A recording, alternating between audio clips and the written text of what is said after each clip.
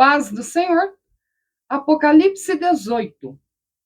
O anúncio da queda da Babilônia. Na aula passada estudamos sobre a Babilônia, a maneira com que ela se apresenta, seu poder, sua glória. E hoje nós estaremos vendo então a sua queda. Depois destas coisas, vi descer do céu outro anjo que tinha grande autoridade, e a terra iluminou-se com a sua glória.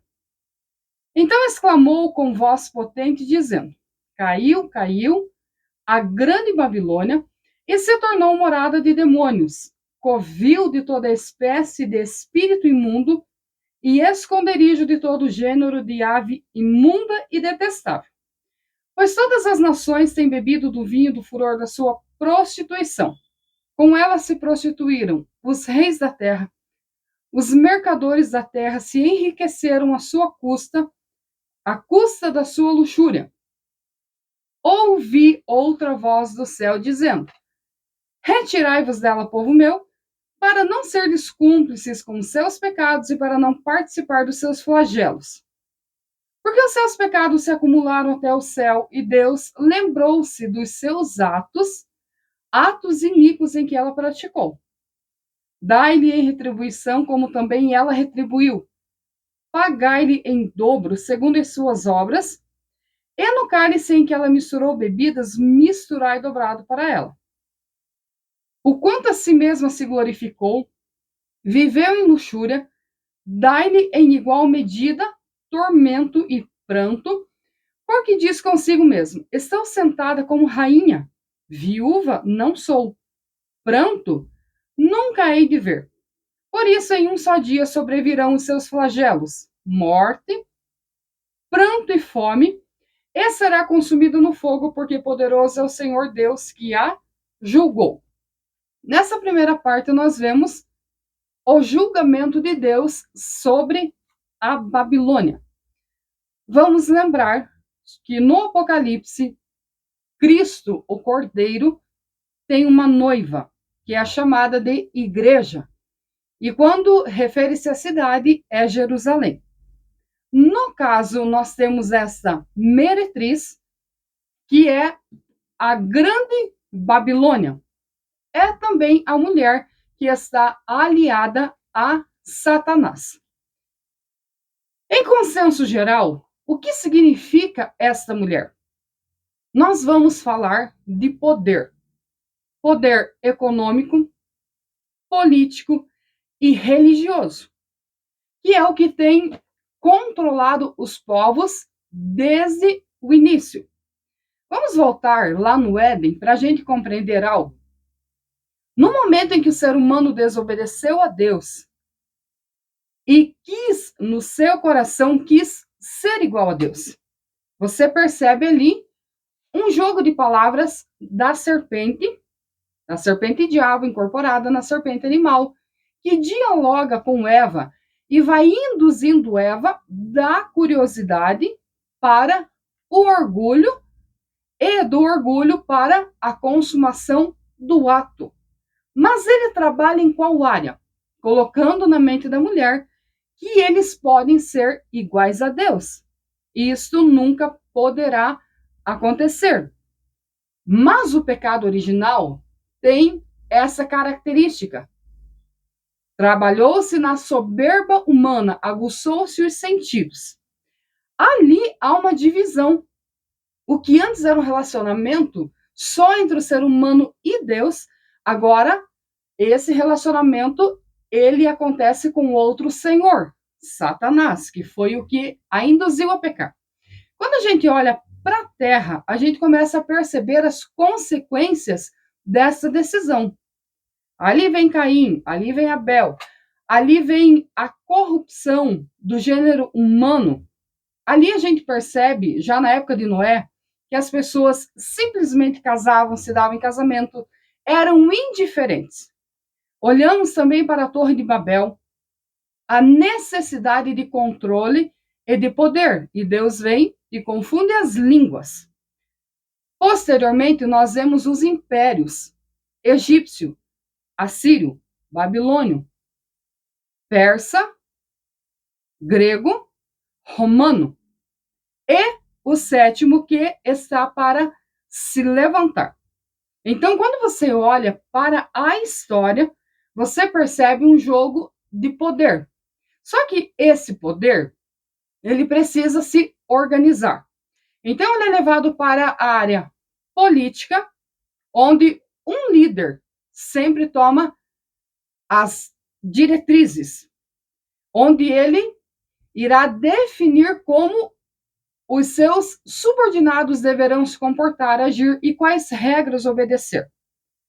Quando se trata da religião, tem um grande poder também. E como nós estamos tratando da falsa religião, é importante lembrar que o diabo, Satanás, ele engana as pessoas. A Bíblia diz que, se possível, ele enganaria até os escolhidos, porque ele se transfigura. É importante compreender que o nosso inimigo, ele é um ser espiritual. Ele pode tomar a forma que ele quiser.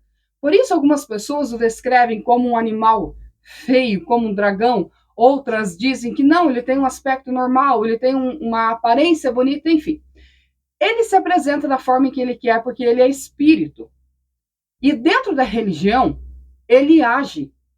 E dentro da falsa religião, ele vai enganando as pessoas com conceitos e com o prazer.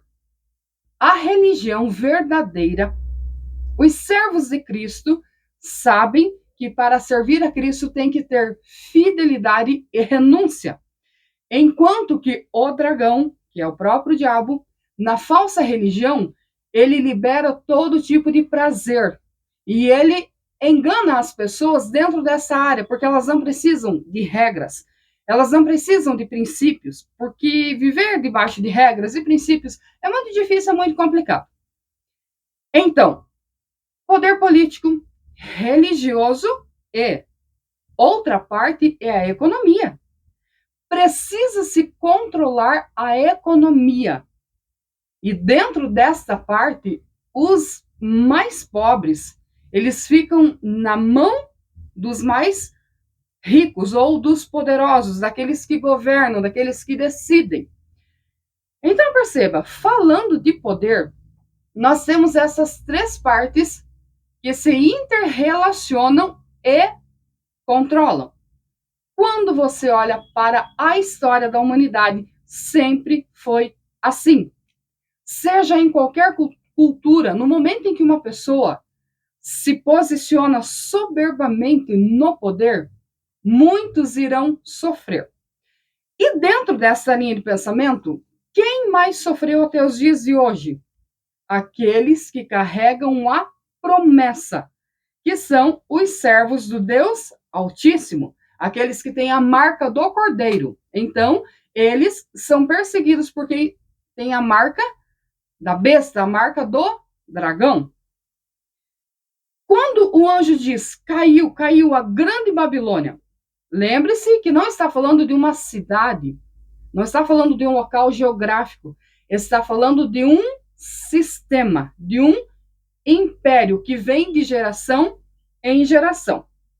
Porém, no versículo 4 diz assim: ouvi outra voz do céu dizendo, retirai-vos dela, povo meu, para não serdes cúmplices em seus pecados, para não participar dos seus flagelos. Por mais que pareça que não haverá um fim para a corrupção do mundo, que é passada de geração em geração, perceba que Deus colocará um fim. Deus não está alheio ao que está acontecendo. Mas há um conselho para os santos. Sai dela, povo meu. Não significa que nós temos que nos isolar, que nós temos que viver sem convivência familiar, no trabalho, com as pessoas. Não. Está falando para nós viver com discernimento e não aderir a este sistema. Quem é que governa a nossa mente? Quem é que governa o nosso coração? É o Senhor Jesus Cristo. Na sequência, olha só o que diz o versículo 7. Como ela se vê, como ela se posiciona. A si mesmo se glorificou e viveu em luxúria. É importante compreender a diferença de luxo para luxúria. Luxúria é sensualidade. Dai-lhe em igual medida tormento e pranto, ou seja, da maneira com que ela procedeu, ela irá receber em dobro. O que ela fez com os santos durante os anos, e isso também haverá uma retribuição.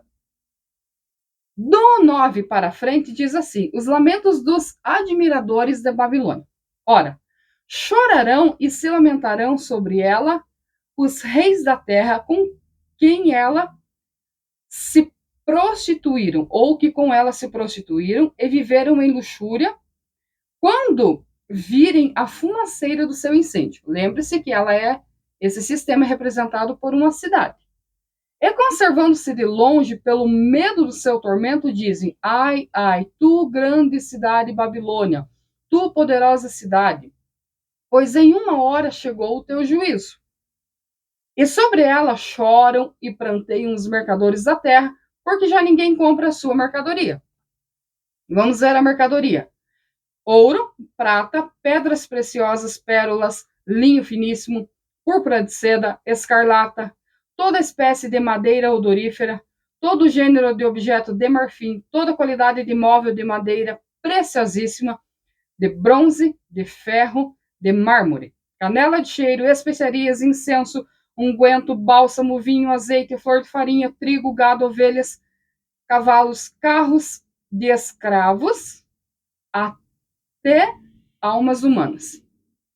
O fruto sazonado que a tua alma tanto apeteceu se apartou de ti, e para ti extinguiu-se tudo que é delicado e esplêndido, e nunca mais serão achados.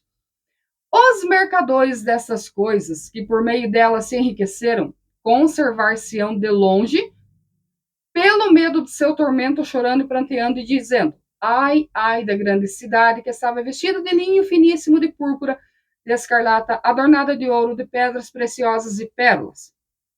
Porque em uma só hora ficou devastada a tamanha riqueza. E todo piloto, e todo aquele que navega, e marinheiros, e todos quantos labutam no mar, conservam-se de longe olhando. Então, vendo a fumaça do seu incêndio, gritaram: que cidade se compara à grande cidade? Lançaram pó sobre a cabeça e, chorando e pranteando, gritavam: ai, ai da grande cidade, na qual se enriqueceram todos os que possuíam navios no mar à custa da sua opulência, porque em uma só hora foi devastada. E o versículo 20 diz: exultai sobre ela, ó céus, e vós santos, apóstolos e profetas, porque Deus contra ela julgou a vossa causa. Perceba que todos os versículos do 9 ao 20 ao 19 são de lamento, e o 20 tem outro contexto. Vamos lembrar, falando do poder que vem de geração em geração, quem é que está lamentando a sua queda? Os reis, os comerciantes e os navegadores. Isto nos lembra o poder econômico. Isso nos lembra a grandeza da realeza, a maneira com que os grandes e os poderosos se apresentaram, viveram, governaram durante todas as suas vidas, passando o poder para seus familiares. E perceba que quando eles olham representado em figura de linguagem por uma cidade, eles vê a cidade sendo destruída, pegando fogo, eles começam a lamentar. Por quê? São pessoas que colocaram a sua confiança no sistema humano, no poder político, no poder econômico, na falsa religião. E quando eles vê tudo isso, esse império que eles criaram, sendo destruído, eles vão entrar em conflito, vão entrar em desespero.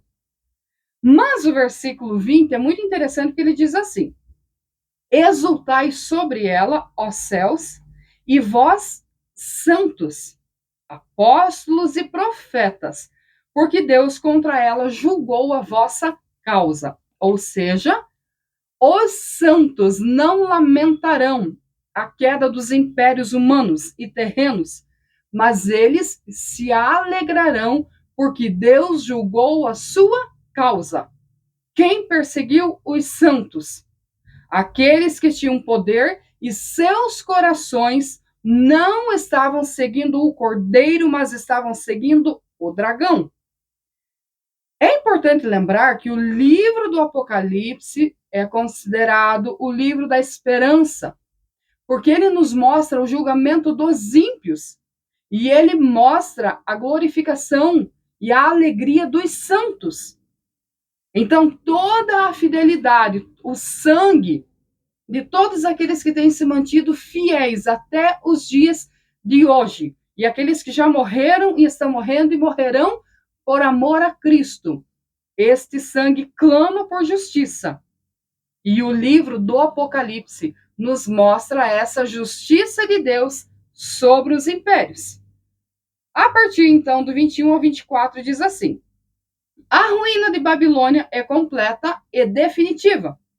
Então um anjo forte levantou uma pedra, como grande pedra de moinho, e arrojou-a para dentro do mar, dizendo: assim, com ímpeto será arrojada a Babilônia, a grande cidade, e jamais será achada. Ou seja, quem é que reinará eternamente?